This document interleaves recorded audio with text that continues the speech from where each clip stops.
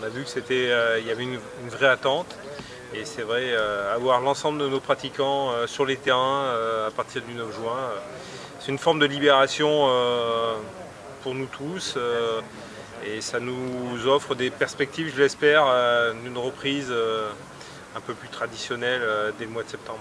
Et ça justement pour les éducateurs et éducatrices qui ont vécu une bonne saison et demie assez compliquée, le football amateur a véritablement besoin de repartir de l'avant et l'état des troupes, le mental a sûrement été impacté pour tout ce monde-là. Je crois que c'est l'ensemble de la société française qui a été impactée et forcément que le monde du football l'a été d'autant plus qu'on ne s'était pas préparé à vivre ce qu'on a vécu. En plus avec des arrêts, des reprises, on se réarrête, ça a été vraiment, je crois que le dernier arrêt au mois d'octobre-novembre, là ça a été très difficile parce que tout le monde était mobilisé pour repartir dès le mois de septembre. On avait senti des clubs qui s'étaient préparés à cette reprise et on a été arrêtés en plein dans notre élan. On a essayé d'accompagner au mieux nos clubs pour faire en sorte qu'on garde le lien en tout cas. Et c'est vrai que ce soit nos ligues, nos districts ont été aussi importants dans cette période-là. On a maintenu quand même nos formations d'éducateurs, ça a quand même permis de garder un lien aussi. Et puis nos structures des pôles espoirs aussi, on a eu la chance, les centres de formation, à continuer aussi d'avoir une pratique régulière, normalisée, je serais tenté de dire. Ce qui a permis à ces jeunes filles et ces jeunes gens qui sont nos talents de demain de continuer à progresser malgré un contexte sanitaire qui n'était pas facile. Lors de vos visites dans les ligues auprès des personnels techniques, il y a des consignes de la DTN sur la reprise alors il y a eu chez les jeunes, mais maintenant chez les seniors. Oui, on arrive avec, mais on souhaite, le but de ces visites aussi, c'est de co-construire ensemble en fonction des particularités de chaque territoire. Et c'est vrai que moi j'ai souhaité aussi qu'on ait un moment d'échange aussi avec les élus.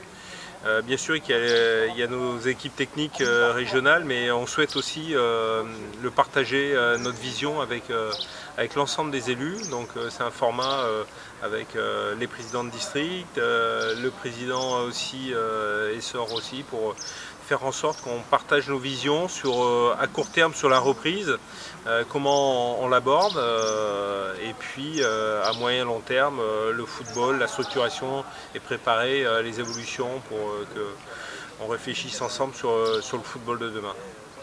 Il y a une perte de licenciés depuis 2 ans à cause de la pandémie. C'est toujours une crainte de ne pas voir revenir ces licenciés dans les clubs à la rentrée. Alors forcément qu'il y a une forme de crainte. Je pense que le public plus jeune, on va sans doute les retrouver. La vraie inquiétude, c'est plus en lien avec le public adulte qui a organisé sa vie différemment sans le foot. On a une vraie aussi crainte, c'est sur tout ce qui est en lien avec nos dirigeants, nos bénévoles. Comment on va les retrouver, est-ce qu'on va les retrouver avec un nombre suffisant? Ça c'est les vraies craintes qui nous préoccupent à l'heure actuelle.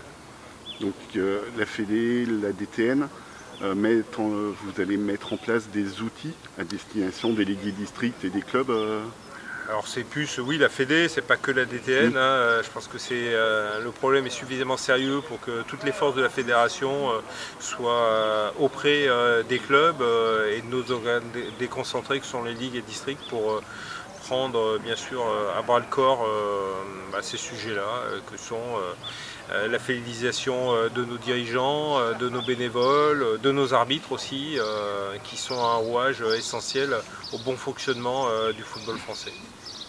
Un mot également sur la spécificité de la Ligue des Pays de la Loire. Qu'est-ce que vous aimez dans cette équipe là, menée par Lionel Duclos avec Didier Zor comme président? Vous avez pu échanger ce matin, vous allez continuer cet après-midi, mais c'est sans doute une ligue qui vous inspire quelque chose? Alors c'est une ligue oui, qui a à la fois des clubs de haut niveau, des clubs de Ligue 1, mais aussi qui a un gros ancrage rural. Et ça c'est important dans cette diversité qu'elle